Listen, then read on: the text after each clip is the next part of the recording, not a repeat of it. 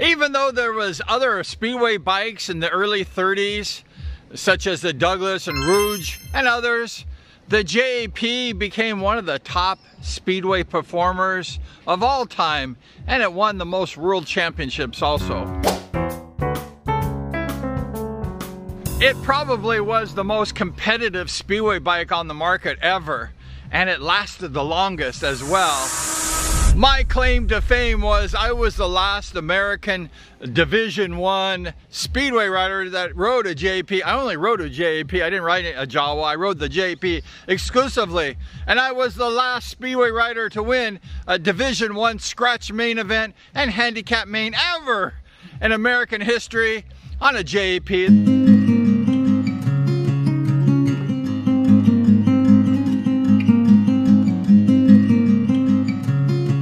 One of the cool things about the J.A.P, it had a very significant role in the revival of the modern day Speedway in American history. Sonny Nutter was the first American in the revival of the modern day Speedway of America, and he got that Speedway bike from Fairchild. Fairchild, he had a whole bunch of these bikes, these old J.A.Ps from the 1940s he had. I saw them at a shop. He had like 10 of them. And I was like, who would ride those things? Sonny Nutter. Not only did Sonny Nutter ride those bikes, a lot of other riders, American riders, rode those also. In the revival, there was a lot of TT riders, professional riders. And Fairchild, he loaded up all those old 1940 J.A.Ps in his pickup truck, took them down to Whiteman Stadium. Everybody shared those, the beginning of the Speedway. And the first United States Speedway champion in that revival in 1968 at the Whiteman Stadium was the Rocket Rick Woods. He won that championship on a J.A.P. Hello there.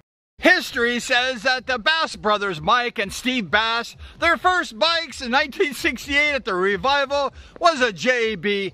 Uncle Harlan, he bought that old used J.A.P.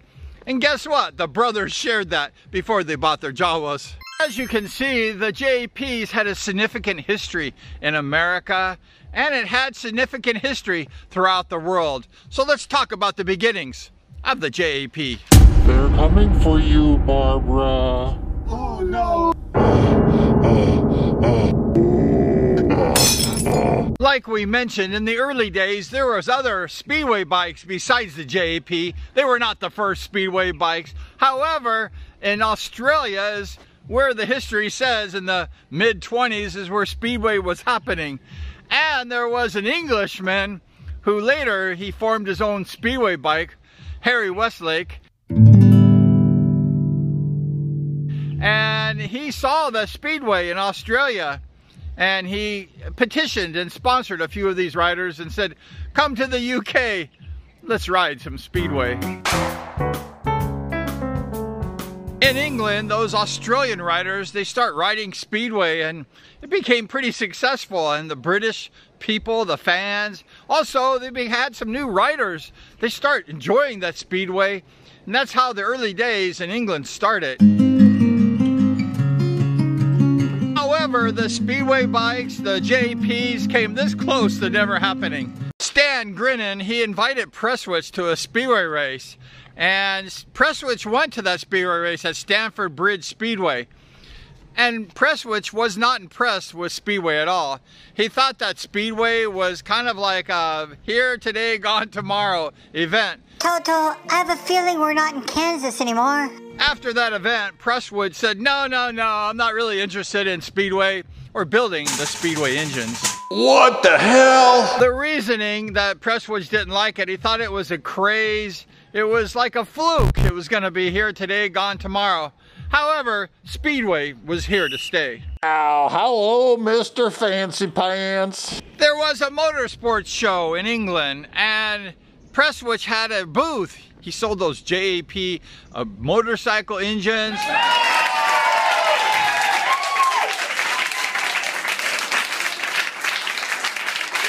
And he had a booth at this fair, this show, and his daughter Vivian was there in the booth. She was talking to people and answering questions about the J.A.P. engines.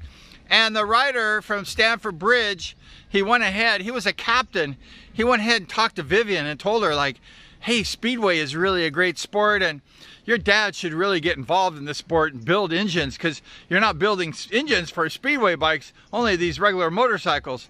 And Vivian caught on to this vision that this captain of this team was portraying to Vivian, and she thought, you know, I'm going to ask my dad, I'm going to talk to him and see if he can build a Speedway engine. Later that day, she went home and she talked to her dad, and she said, you know, Dad, I think Speedway is going to be popular. You should build a Speedway engine.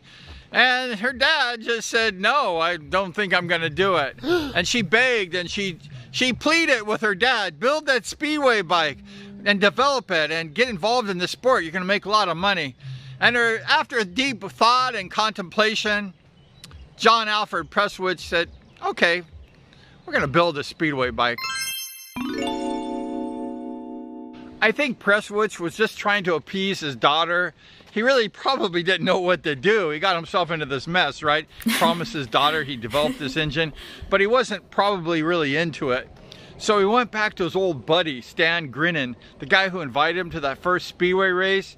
And he's told Stan, hey, go ahead and develop a Speedway engine and I'll pay you. And then you'll come back with me with the idea.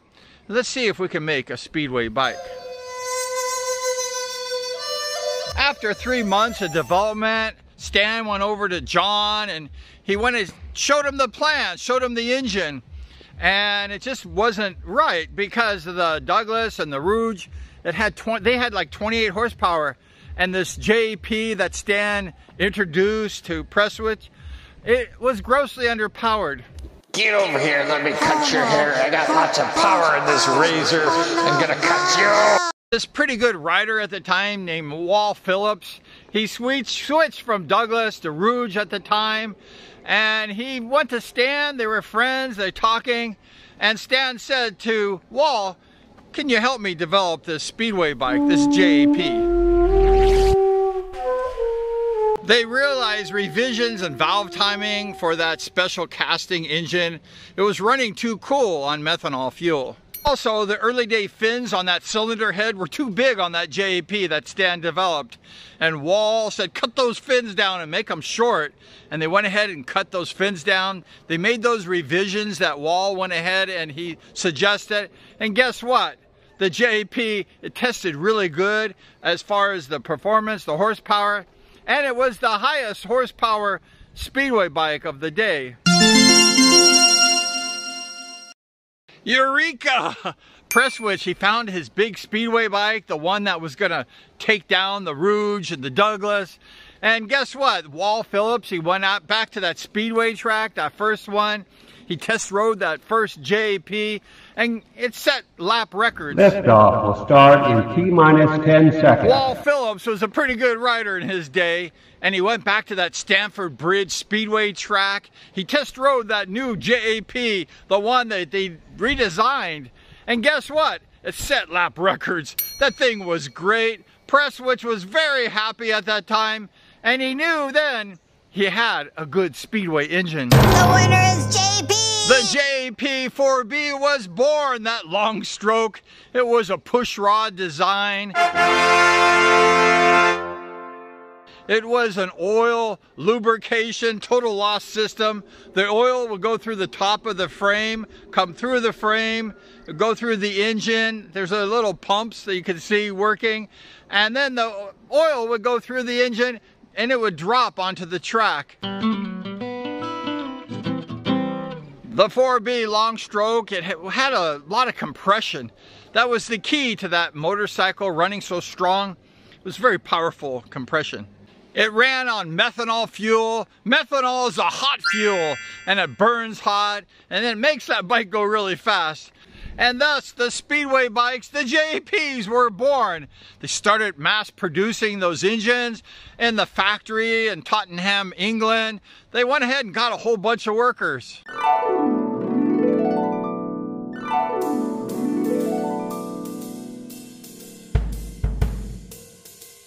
And they worked really hard. They produced that engine. It became a raging success. And the J.A.Ps were the kings of Speedway.